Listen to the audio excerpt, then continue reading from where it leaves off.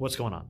So how does an internal conflict in a small Middle Eastern country erupt into this kind of global conflict that's going to set in motion events that are still felt in today's modern day political atmosphere?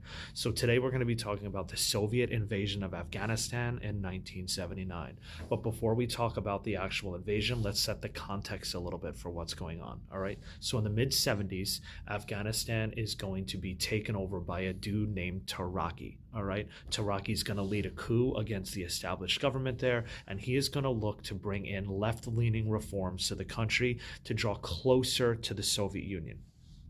Things like land reform and other things you can expect from socialist-style regimes. But he's also going to try and make Afghanistan less secular and also bring in things like women's rights. All right. So Taraki is met with a ton of resistance. All right. The people of Afghanistan, for the most part, are people that have not had a ton of access to the outside world, especially the Western world. All right. They're mostly religious fundamentalists, right? They want to live their life the way their book tells them to live their life.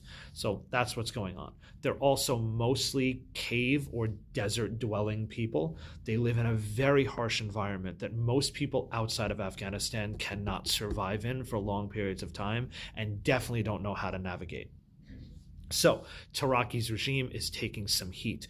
All of these Afghan people that are going to mount resistance against Taraki's changes are going to be called the Mujahideen. We're going to get to them a little bit later. All right.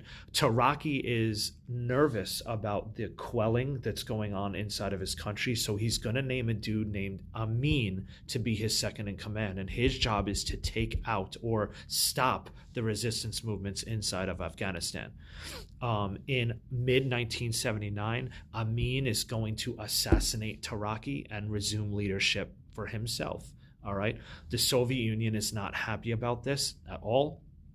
They feel like Amin might be closer to the West and the United States and might work with the CIA much more than Taraki was. Taraki was the Soviets' guy, and now Amin is here. So almost immediately, the Soviet Union is going to begin planning an invasion. And in late 1979, Leonid Brezhnev is going to sign the invasion order, which starts a sequence of events that's going to lead to a decade-long conflict between the Soviet Union and Afghanistan. And that's how the Soviet Union invaded Afghanistan in 1979. More later. Be good.